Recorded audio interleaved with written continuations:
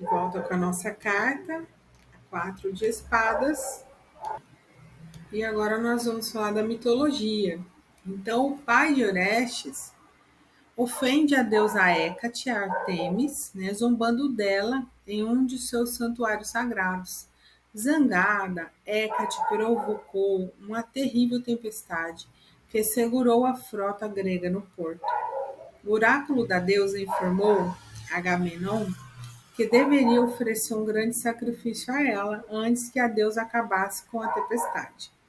Ele deveria sacrificar sua própria filha, Ifigênia, no altar da deusa, em Aulis, ou então desistir da potencial glória de liderar os exércitos gregos para Troia. Para prevenir qualquer interferência no plano, Clitemnestra havia enviado o filho Orestes para a longínqua cidade de Fócida para que ele nada soubesse do crime e não tentasse salvar ou vingar o pai. Essa carta reflete um período calmo de retiro e de contemplação. O menino nem estava sabendo o que estava acontecendo. Então, assim, o pai fez o assassinato com a menina, né? Na verdade, ele estava dando para a deusa para acalmar as questões dele com a deusa. E aí a mãe, sabendo que tinha acontecido isso, mandou o menino para fora e fez o outro crime, tá? Só para deixar aí para a gente poder entender o que estava acontecendo, o contexto. E aí ele está lá, de introversão e de reflexão, de recuperação emocional após o surgimento do conflito no Três de Espadas. Esse é um período de preparação que precede a tarefa de praticar as mudanças necessárias à vida como resultado do conflito.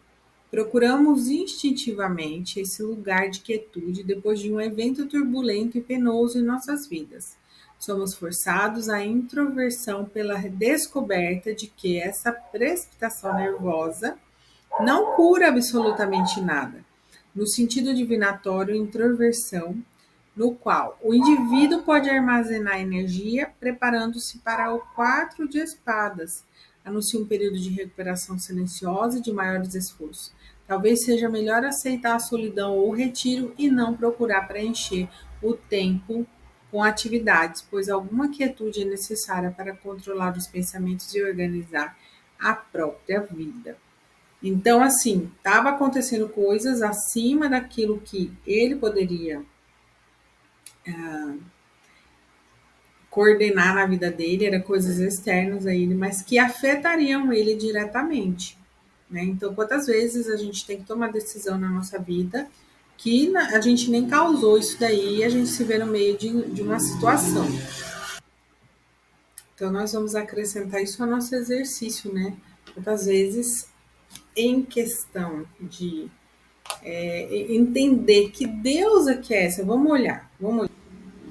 Havia essa rivalidade ali nessas questões dos templos, dos deuses, dos reis e tudo mais. Mas vamos entender quem é Artemis.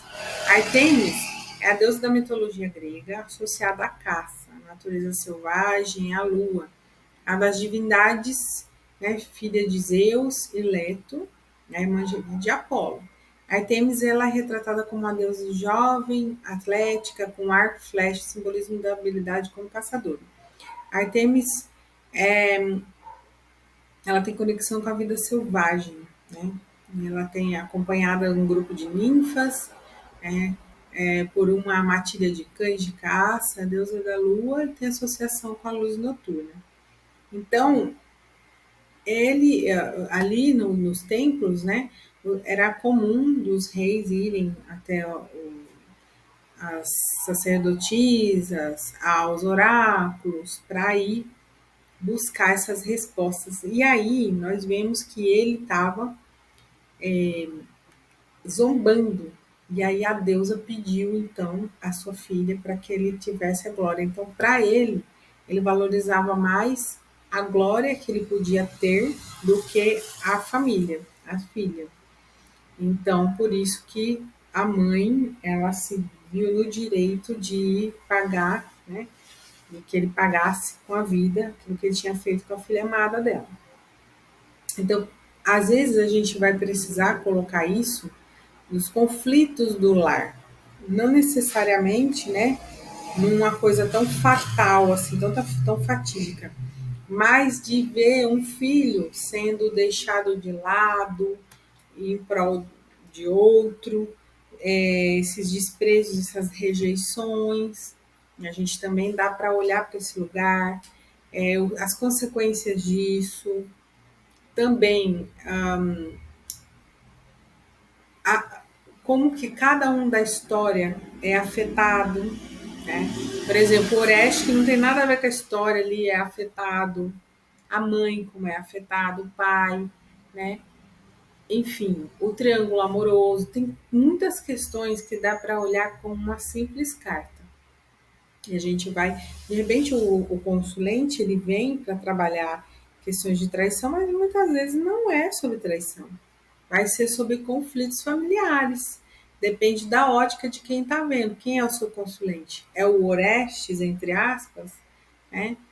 O seu consulente é essa mãe que está nervosa com tudo que está acontecendo? É esse pai? É o amante? Quem é que está olhando o jogo?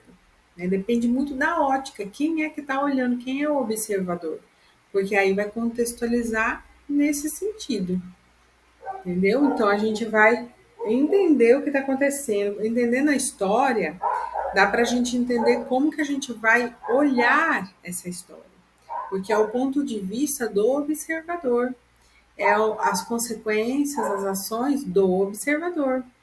Então, só trazendo essa questão aí que muitas vezes a gente vai seguir o contexto certinho, a gente vai primeiro entender quem é você dentro dessa situação e o que está acontecendo, né? E por que o seu sofrimento. E aí sim a gente contextualizando, a gente vai poder, junto com as demais cartas, ver o que está acontecendo e poder ajudar nosso consulente. Até a próxima aula.